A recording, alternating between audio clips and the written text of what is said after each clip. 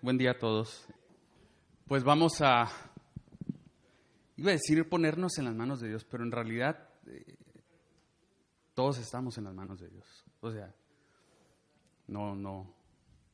Y Él ya está aquí, o sea, Él ha estado aquí, no oramos para que venga, no oramos para ponernos en sus manos, eso es simplemente para reconocer su guianza. Señor, Padre, esta mañana tarde quizá, reconocemos que para ti son todas las cosas, Señor. Por ti y para ti es todo lo que hacemos, todo lo que somos y todo lo que será y todo lo que es, Padre. Ponemos un corazón dispuesto, Señor, a escuchar tu palabra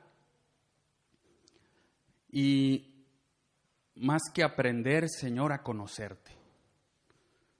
La idea del estudiar tu palabra es conocerte, poder tener una relación personal contigo y ser transformados por medio de la renovación de nuestro entendimiento para conocer tu voluntad y ponerla por obra, Señor. En el nombre de tu Hijo Jesucristo te damos gracias. Amén. La titulé Un corazón endurecido y nos toca Éxodo 7. Hemos estado estudiando pues Éxodo capítulo a capítulo. De repente me cuesta trabajo porque como que en el capítulo parecerían dos temas diferentes, aunque el tema bíblico es uno solo. Entonces, en el capítulo pasado, la plática se tituló Cuando Dios responde y estábamos estudiando que Dios le estaba respondiendo a Moisés sus dudas. Los egipcios, el pueblo de Israel venía de su aflicción, se habría incrementado a causa, ¿no?, aparente de Moisés. Entonces le echan la culpa a Moisés. Moisés se dirige a Dios para cuestionarle, pues, qué está pasando, por qué pues no está liberando a su pueblo como lo había dicho, ¿no? Pero Dios tiene un plan, ¿no? Dios le confirma el llamado a Moisés, le responde que es él la misma respuesta, que Dios mismo es quien va a hacer las cosas. Y Moisés, lleno de temor y de dudas, todavía hasta el final, de todos modos, pues se reconoce incapaz e inadecuado para llevar la palabra de Dios delante de Faraón. Y no sé si fue nuevo para todos ustedes esta parte final donde encontramos que en otras versiones dice que soy de labios incircuncisos, ¿no? Y entonces su posición no era necesariamente que era tartamudo o batallaba para hablar, sino soy impío, o sea, soy impuro como para portar tu palabra a los demás. Y qué tremendo, ¿no? Y es ahí donde comienza este capítulo y va a recibir instrucciones de Dios. Moisés y Aarón recibirán instrucciones de Dios de lo que haya que hacer. Entonces, vamos al versículo 1 del capítulo 7 de Éxodo.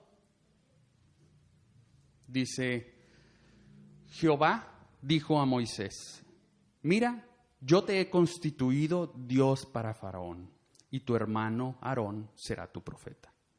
Tú dirás todas las cosas que yo te mande, y Aarón tu hermano hablará a Faraón para que deje ir de su tierra a los hijos de Israel. Estos dos versículos son una confirmación de lo que Dios le había dicho a Moisés ya anteriormente. En el capítulo 4, no es nuevo, vuelve a aparecer. Dios creó al hombre a su imagen y semejanza y le dio la tarea de, bajo su autoridad y dirección, gobernar sobre el resto de la creación. El hombre se rebela contra Dios, deseando ser como Dios.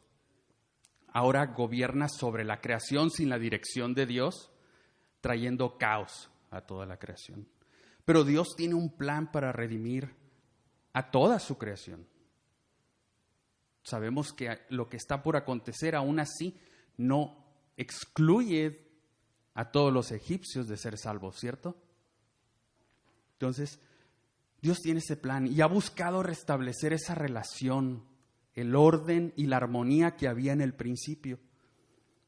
En ese plan hemos visto cómo es Dios buscando relacionarse con el hombre a través de su mensajero, el ángel de Jehová, de ángeles, de visiones, de sueños y ahora del hombre mismo.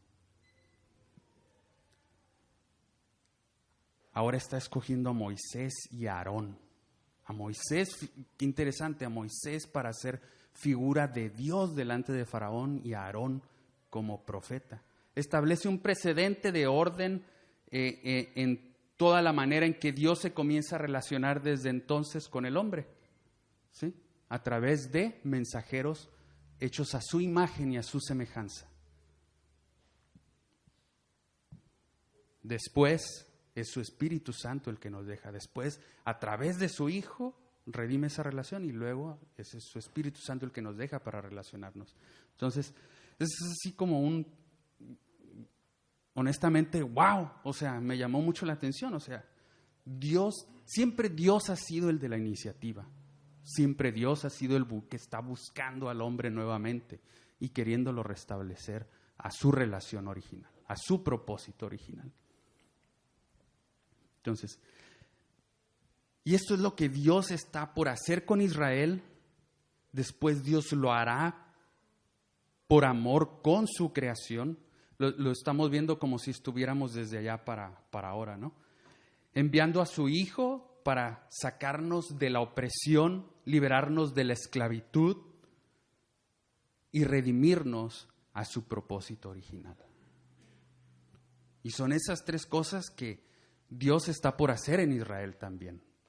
Sacarlos de la esclavitud, liberarlos de la opresión y redimirlos a su plan original para ellos. Dice el versículo 3, y yo endureceré el corazón de Faraón y multiplicaré en la tierra de Egipto mis señales y mis maravillas. Y Faraón no os oirá, mas yo pondré mi mano sobre Egipto y sacaré a mis ejércitos, mi pueblo, los hijos de Israel, de la tierra de Egipto con grandes juicios. Y sabrán los egipcios que yo soy Jehová, cuando extienda mi mano sobre Egipto y saque a los hijos de Israel de en medio de ellos. E hizo Moisés y Aarón como Jehová les mandó. Así lo hicieron. Era Moisés de edad de 80 años y Aarón de edad de 83 cuando hablaron a Faraón. Faraón representa la opresión del hombre contra Dios y toda su creación a gran escala, tratando de evitar el plan de Dios de fructificar y multiplicarse, oprimiéndola y abusando de ella. ¿Cierto? O sea, mandaba matar a cada hijo que naciera. Eso está contra uno de los primeros mandatos al hombre, o sea, multiplícate, fructifica, multiplícate y llena toda la tierra. Es ese el carácter de Faraón, dispuesto a colocarse sobre toda la creación y sirviéndose de la humanidad, oprimiendo y esclavizando a sus semejantes, hechos al igual a él. Esta es la injusticia del mundo. La justicia de Dios es todos estamos iguales. Y eso es lo que ha hecho el pecado. Pero lo primero, no sé si a ustedes también, me imagino que sí, lo primero es ¿cómo que endureció el corazón de Faraón? ¿No? ¿Cómo Dios endureció el corazón de Faraón? ¿Acaso es para alardear de su gloria? ¿Es Dios haciendo que alguien haga algo malo? Bueno, es importante leer todo el texto en su contexto, en el libro, en el capítulo y en el versículo. Si sacamos de orden toda esta secuencia de historia y de narrativa, nos va a pasar eso. ¿Por qué? Ahorita lo vamos a ver. Porque en esta porción, pues dice que Dios endureció el corazón de Faraón, ¿no? Entonces parecería que, pues quizá Faraón no era un tipo tan malo, sino que Dios deliberadamente hace que sea malo para él presumir, para él poder hacer sus maravillas. Pero en realidad, cuando Dios llama a Moisés para decirle lo que él hará a través de Moisés, en el capítulo 3, Dios le dice que Faraón no los dejará ir.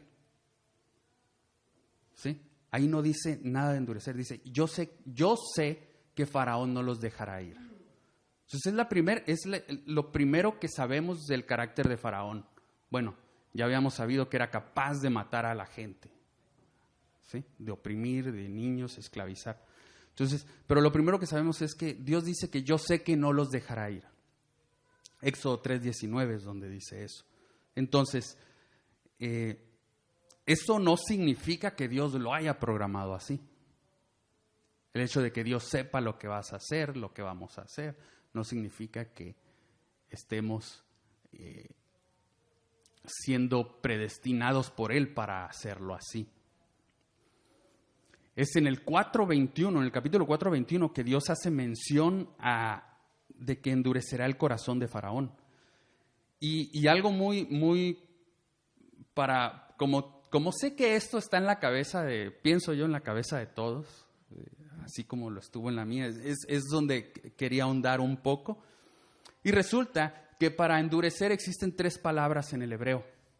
Kaved, espero que lo pronuncie bien, que es pesado, embotado, es decir, aturdido, eclipsado, no piensa con claridad.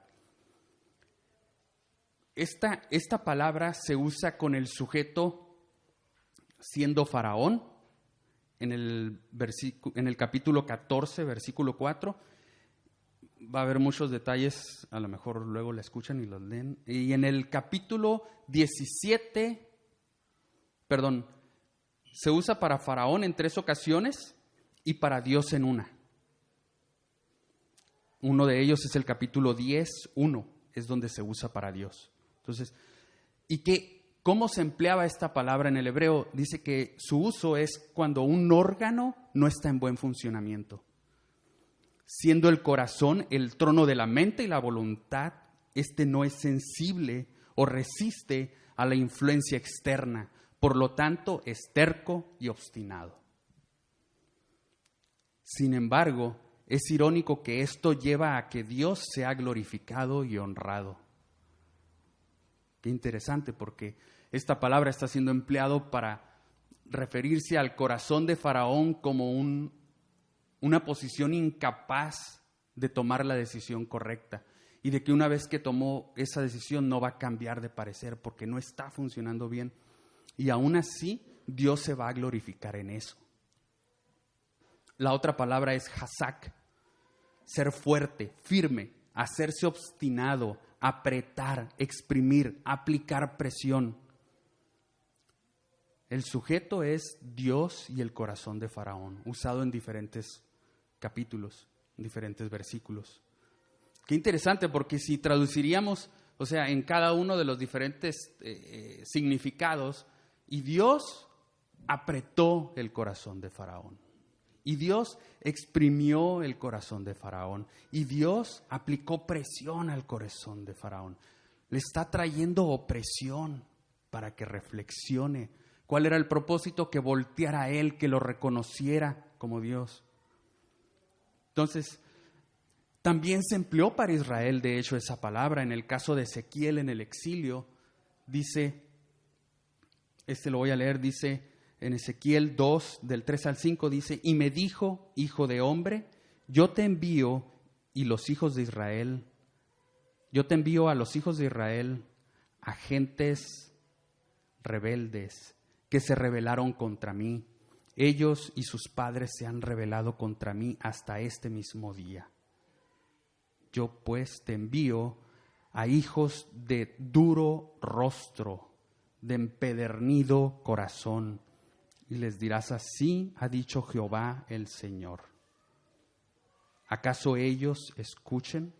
Pero si no escucharen, porque son una casa rebelde, siempre conocerán que hubo profeta entre ellos. Cambia bastante nuestra idea de Dios endureciendo el corazón de Faraón, ¿no? O sea, también lo amplió esa palabra para referirse al corazón duro de Israel. Negativamente es terco y debe ser cambiado. Esa podría ser su uso.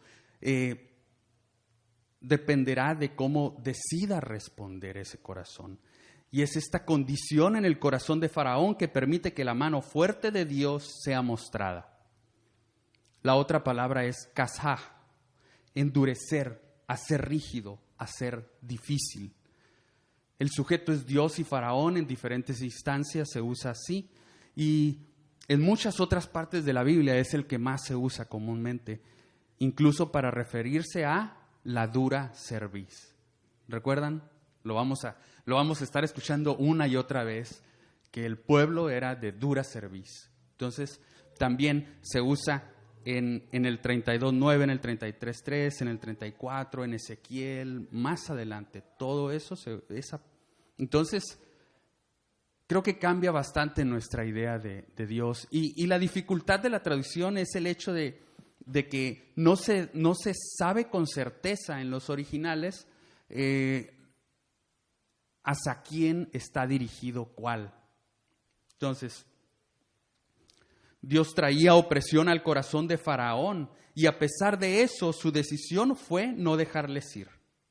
Por tanto, cada vez le sería más difícil cambiar de parecer por la dureza de su corazón.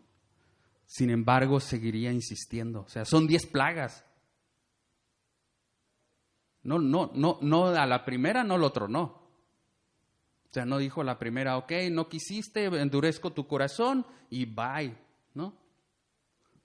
El propósito de los profetas era guiar al arrepentimiento, pero al no haber arrepentimiento, el llamado de los profetas hacía más obstinada la terquedad y se intensificaba el comportamiento pecaminoso. ¿Lo captamos?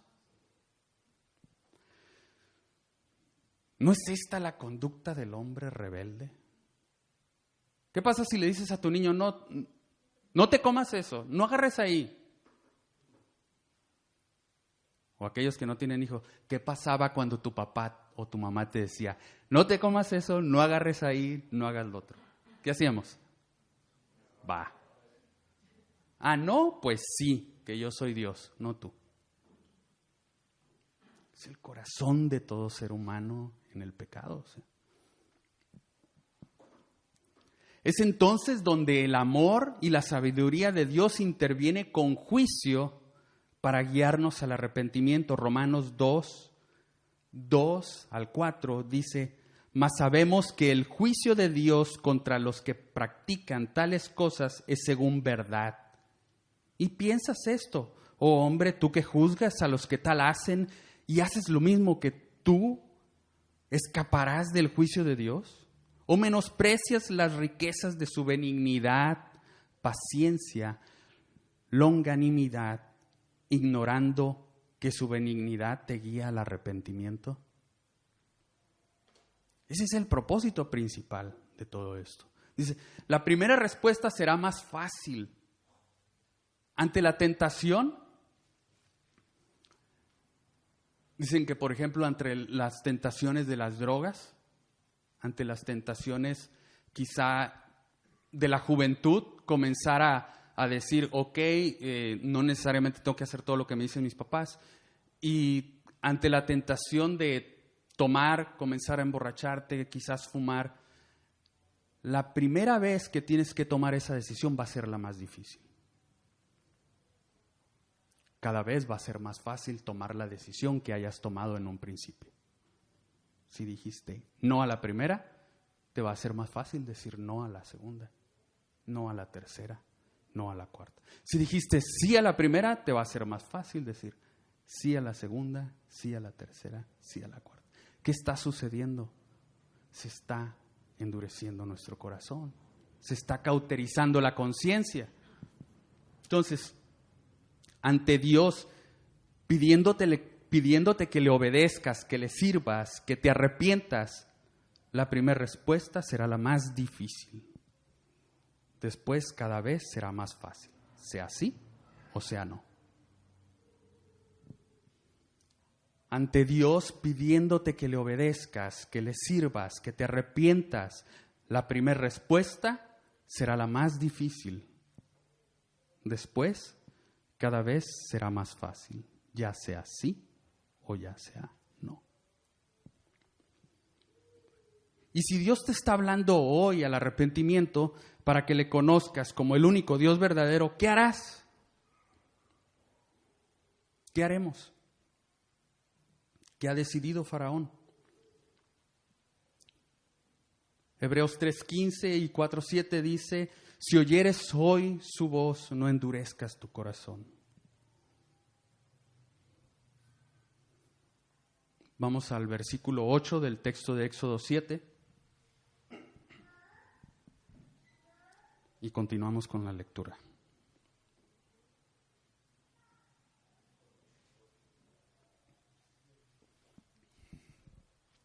Habló Jehová a Moisés y a Aarón, diciendo: si Faraón os respondiere diciendo, mostrad milagro, dirás a Aarón: toma tu vara y échala delante de Faraón para que se haga culebra. Vinieron pues Moisés y Aarón a Faraón e hicieron como Jehová lo había mandado. Y echó Aarón su vara delante de Faraón y de sus siervos y se hizo culebra. Entonces llamó también Faraón sabios y hechiceros, e hicieron también lo mismo los hechiceros de Egipto con sus encantamientos. Pues echó cada uno su vara, las cuales se volvieron culebras. Mas la vara de Aarón devoró las culebras de ellos. Y el corazón de Faraón se endureció, y no lo escuchó, como Jehová lo había dicho. En este caso, la palabra culebra no es la misma empleada cuando en la zarza Dios le dice que haga esa señal para que el pueblo de Israel crea que Jehová lo envía. No es la misma palabra, en el hebreo es otra, es tanim. Y esa palabra está empleada comúnmente más para referirse a monstruo marino, cocodrilo o dragón.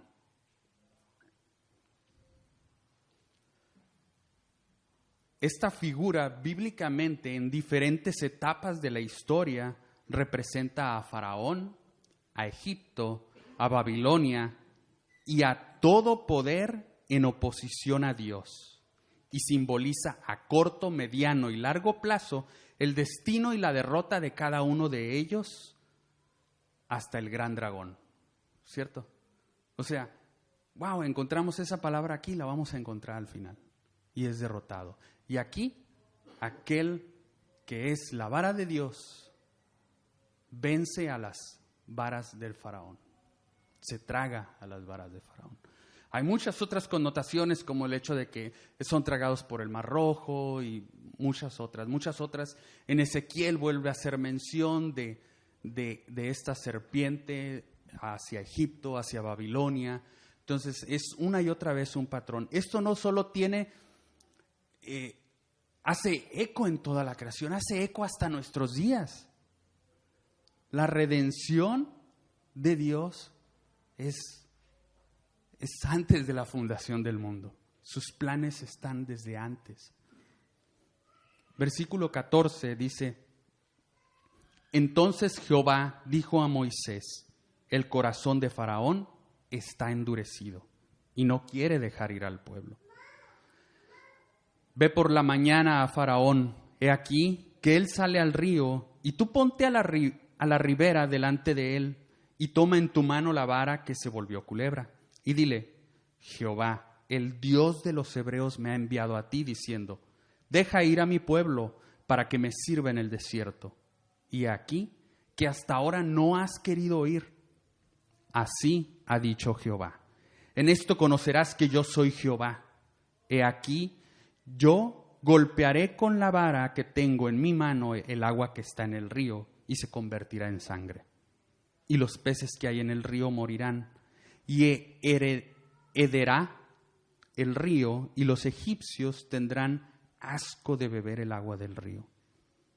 Y Jehová dijo a Moisés: di a Aarón, toma tu vara y extiende tu mano sobre las aguas de Egipto, sobre sus ríos, sobre sus arroyos y sobre sus estanques, y sobre todos sus depósitos de agua, para que se conviertan en sangre y haya sangre por toda la región de Egipto, así en los vasos de madera como en los de piedra. Y Moisés y Aarón hicieron como Jehová lo mandó. Y alzando la vara, golpeó las aguas que había en el río, en presencia de Faraón y de sus siervos, y todas las aguas que había en el río se convirtieron en sangre. Asimismo, los peces que había en el río murieron, y el río se corrompió tanto que los egipcios no podían beber de él, y hubo sangre por toda la tierra de Egipto. Y los hechiceros de Egipto hicieron lo mismo con sus encantamientos. Y el corazón de Faraón se endureció, y no los escuchó como Jehová lo había dicho. Y Faraón se volvió y fue a su casa, y no dio atención tampoco a esto. Y en todo Egipto hicieron pozos alrededor del río para beber, porque no podían beber de las aguas del río. Y se cumplieron 7 días después que Jehová hirió al río. Es una porción larga y hay un montón de simbolismos, ideas y todo eso, pero vamos a confiar en la que el Señor tiene para nosotros. Y dice, esta porción la conocemos como las plagas, pero en la narrativa se describen como señales. ¿Cuál es el propósito de una señal? Dirigir nuestra atención hacia un punto. O sea, no son plagas, son señales. Dirigir nuestra atención hacia un punto para ese entonces, para el presente y para el futuro. La revelación era para todos. Los egipcios conocerían quién es Dios, quién es Yahweh, Faraón y los egipcios. Los israelitas se darían cuenta que es Dios, Yahweh, quien los sacó de la esclavitud y los redimió. ¿Sí? No sé si recuerdan cuando hace el llamado, o sea, dice, y si no me creen que eres tú, bueno, yo haré señales, haz esto, haz lo otro, para que ellos crean que yo te envié. El pueblo de Israel conocía a Dios, sabía que había un solo Dios verdadero, Yahweh, no lo conocían con ese nombre, pero según la Biblia, entonces, pero no le creían a Moisés. Entonces, al final de cuentas, las señales eran para los dos, son para todos. Y toda la creación también. En el 9:16, Éxodo 9:16 dice, y a la verdad yo te he puesto para mostrar en mi poder, para mostrar en ti mi poder y para que mi nombre sea anunciado en toda la tierra. No se trata nada más de eso, es como el diluvio, o sea, no es nada más con un pueblo, con una gente, con una porción de tierras, con toda la creación. Dios continúa interviniendo en toda su creación. Y qué loco, ¿no? Porque algunas de las canciones tienen mucho que ver. Por tanto, todos estos acontecimientos tienen implicaciones en toda la creación. Al parecer los vamos a estar estudiando así, los vamos a estar viendo así. Las plagas van de menor a mayor.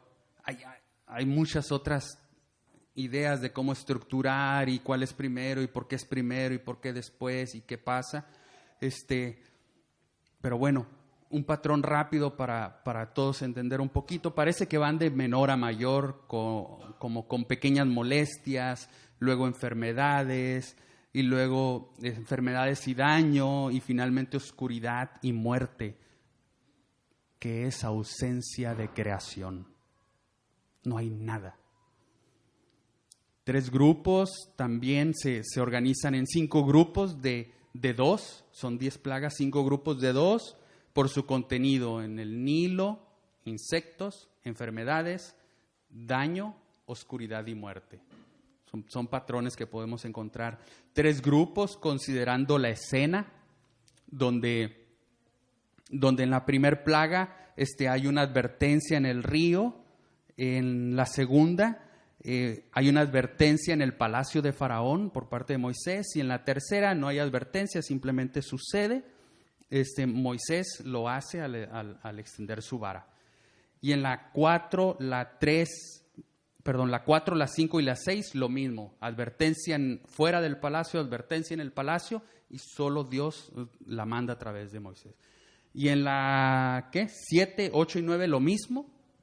Y luego en la 10, pues bueno, hay otra vez esta muerte, ¿no?, de los primogénitos. Son nada más rápido, por si son curiosos. Entonces, pero lo importante de todas estas plagas y de toda la narrativa es como siempre, ahorita leímos una, pero en todas vamos a estar escuchando, y para que vayamos poniendo atención, repetidamente la palabra todo, y tierra, y toda la tierra, y todo lo que hay, ¿sí? Y así será. Este énfasis pone intencionalmente atención también en toda la tierra, en toda la creación. La oposición de Faraón es contra Dios y todo el orden creado, oponiéndose al plan de Dios para el hombre, de multiplicarse y llenar la tierra. Esto tiene implicaciones cósmicas, porque el pecado tiene que ver y afecta a la creación entera. El pecado no solo nos daña a nosotros, perjudica todo. La liberación de los israelitas va más allá que solo Israel, es la creación entera. Dice Romanos 8, 19 al 23. Dice, porque el anhelo ardiente de la creación es el aguardar la manifestación de los hijos de Dios, porque la creación fue sujetada a vanidad, no por su propia voluntad, sino por causa del que la sujetó en esperanza. Porque también la creación misma será libertada de la esclavitud de corrupción, a la libertad gloriosa de los hijos de Dios. Porque sabemos que toda la creación gime a una y aún está con dolores de parto hasta ahora. Y no solo ella, sino también nosotros mismos que tenemos las primicias del Espíritu, nosotros también gemimos dentro de nosotros mismos, esperando la adopción, la redención de nuestro cuerpo. ¿Cuántos no decimos que se acabe todo eso? ¿Cuántos no anhelamos ver la perfección en toda la creación? La liberación de los israelitas entonces tiene una implicación completa en toda su creación. El agua afectada no es solo la del Nilo, también es la de los depósitos, evitando la posibilidad de considerar un fenómeno natural lo que está sucediendo. Porque ahí vas a encontrar, con esta onda del YouTube, vas a encontrar un montón de explicaciones científicas de los sucesos. Dice la Escritura, dice sobre sus ríos, sobre sus arroyos y sobre sus estanques. O sea, del Nilo cómo brincó a los estanques, ¿sí?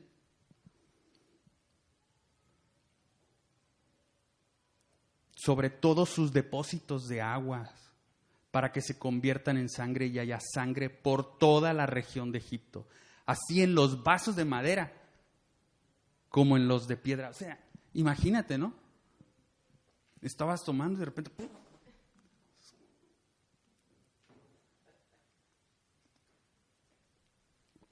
O sea, no es un fenómeno natural. Porque han justificado por qué el río se pone rojo, el incremento en las algas, lluvias torrenciales, bla, bla, bla. Dice, para Israel, algo interesante, para Israel era romper el orden normal de la vida en una manera extraordinaria. En el hebreo no tenían la palabra para describir o para decir naturaleza.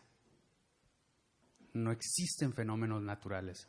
Que el sol salga, que la luna, que se ponga, que llueve, que tiemble, que relampaguee, que truene, que la flor se abra, florezca,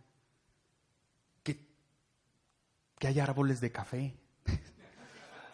no es la naturaleza. No existe en su palabra la naturaleza. Ellos veían la mano de Dios en todas las cosas, aun en aquellas que hoy en día se consideran el resultado de las leyes naturales. O sea, era una señal de Dios, era una maravilla de Dios que el sol saliera, que el sol se pusiera, que la flor se abriera.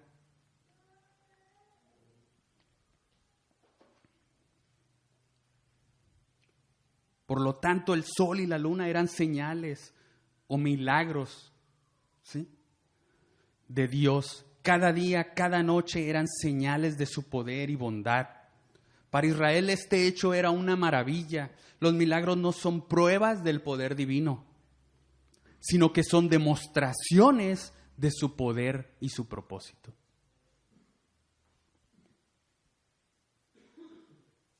¿No deberíamos de verlo así? Dios está involucrado en todo. Faraón lo vio y no creía. Israel lo vio y creyó. Sin embargo, se olvidarían. Constantemente leemos: Jehová dijo a Moisés, así ha dicho Jehová. Un poquito de reflexión, perdón, en la parte anterior, o sea, ¿cómo lo estamos viendo nosotros las cosas? Yo tiendo a ser pesimista, o sea, y así, esto va de mal en peor. Este gobierno, esta maldad, esta violencia.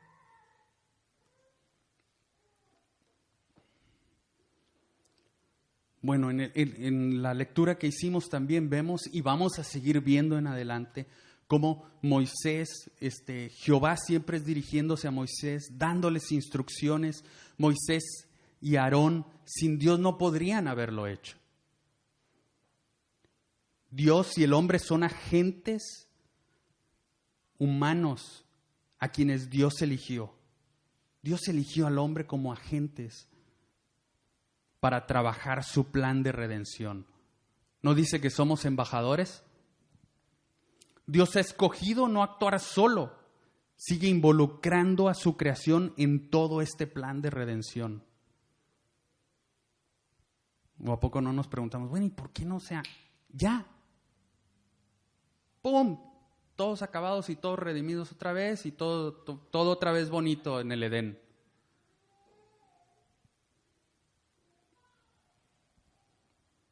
Porque Dios ha escogido no actuar solo. Cuando nos creó, nos dio la autoridad para sojuzgar a toda su creación, bajo su dirección. Y no lo quisimos hacer así. Pero Él sigue, Él sabe y Él tiene un plan. Aunque no lo entendamos, tiene un plan para redimir todo nuevamente. Éxodo 7:17 dice: así ha dicho Jehová, en esto conocerás que yo soy Jehová. Ese es el propósito de las señales. Y lo vamos a estar leyendo una y otra vez. Dios ha pedido que libere a Israel de la opresión, le ha pedido a Faraón para que le sirva. Faraón continúa resistiéndose, endureciéndose en obedecer. Faraón necesita reconocer que esto tiene implicaciones en toda la creación. Hay muchos ecos de estas señales más adelante en la historia. Así como hay sangre por toda la tierra de Egipto.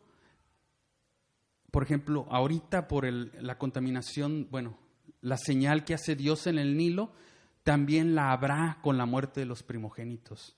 Dice, no había casa donde no hubiese un muerto. Y siempre vamos a estar leyendo la totalidad, el cubrir todas las cosas, toda la región. Hay mucho simbolismo también en el hecho de que fuese sangre. La señal para que no hubiese muerte de tu primogénito era la sangre del cordero. No quiero meterme tanto en eso, hay muchas cosas. Dice, Ezequiel 29:3 dice, habla y di, así ha dicho Jehová el Señor, he aquí yo estoy contra ti, Faraón, rey de Egipto. Este es otro Faraón, mucho más adelante para ellos, atrás para nosotros. He aquí yo estoy contra ti, Faraón, rey de Egipto, el gran dragón, Tanín, que yace en medio de sus ríos, el cual dijo, mío es el Nilo, pues yo lo hice.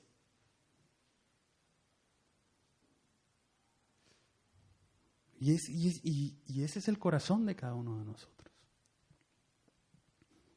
Querer ser iguales a Dios, querer ser quienes gobernamos nuestro propio yo.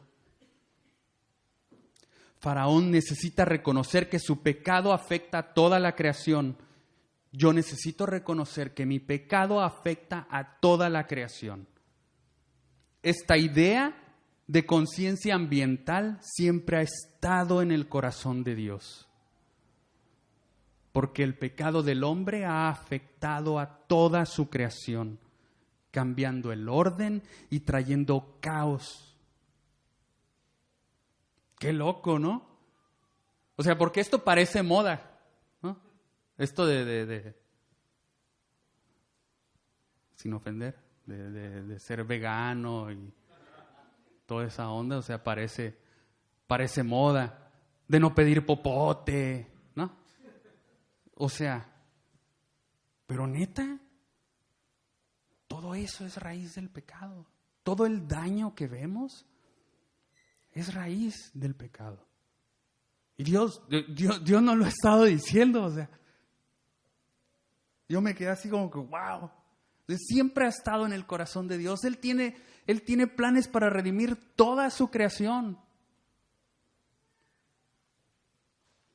Colosenses 1, 16 al 20 dice, porque en Él fueron creadas todas las cosas, las que hay en los cielos y las que hay en la tierra, visibles e invisibles, sean tronos, sean dominios, sean principados, sean potestades, todo fue creado por medio de Él y para Él. Y Él es antes de todas las cosas y todas las cosas en Él subsisten. Y Él es la cabeza del cuerpo que es la iglesia. El que es el primero, el primogénito de entre los muertos, para que en todo tenga preeminencia. Por cuanto agradó al Padre, que en Él habitase toda la plenitud y por medio de Él reconciliar consigo todas las cosas, así las que están en la tierra, ¿pero qué? Todas las cosas, todas las que están en la tierra como las que están en los cielos, haciendo la paz mediante la sangre de su cruz.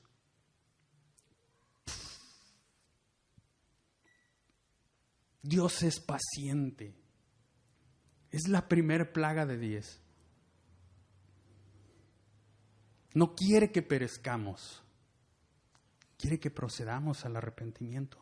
Segunda de Pedro 3, 9. Es la primera señal de 10. Y si Dios te está hablando hoy al arrepentimiento para que le conozcas como el único Dios verdadero, ¿qué harás? Tienes que decidir, tenemos que decidir. Si oyeres hoy su voz, no endurezcas su corazón. Y eso es la decisión que tomó Faraón. Y no vamos a hacer spoiler, vamos a ver qué le va a pasar después de 10. Pero eso es lo que Dios está haciendo. Y así como ha escogido a Moisés y a Aarón, así nos ha escogido a ti y a mí, para ser partícipes de toda esa redención.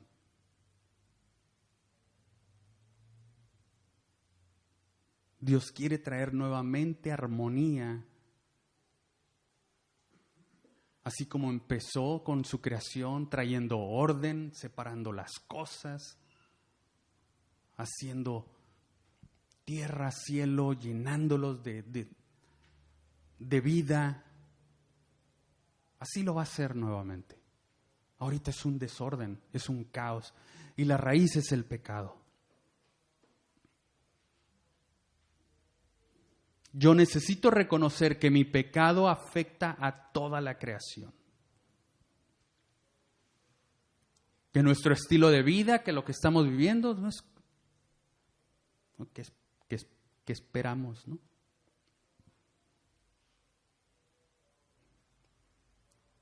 Y las señales son para que reconozcamos que Dios es Dios, nos arrepintamos y le obedezcamos. Deja ir a mi pueblo, obedéceme, a que me sirva.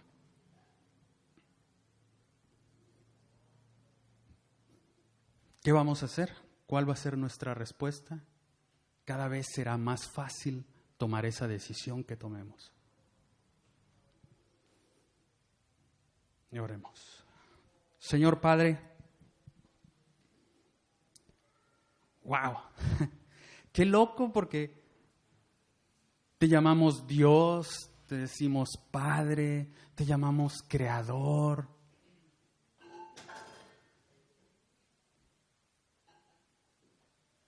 Pero creemos que todo lo que tenemos, que casi como si dependiera de nosotros el que amanezca y anocheza.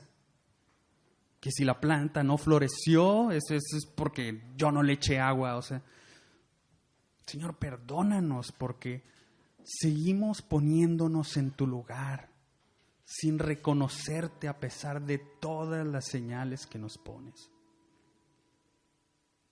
Confiamos y esperanzados, deseamos tu venida y tu regreso y tu redención de todas las cosas,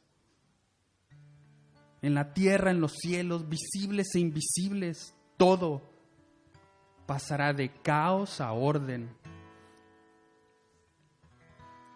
Gracias, Padre, porque te sigues relacionando con nosotros a través de tu Hijo Jesucristo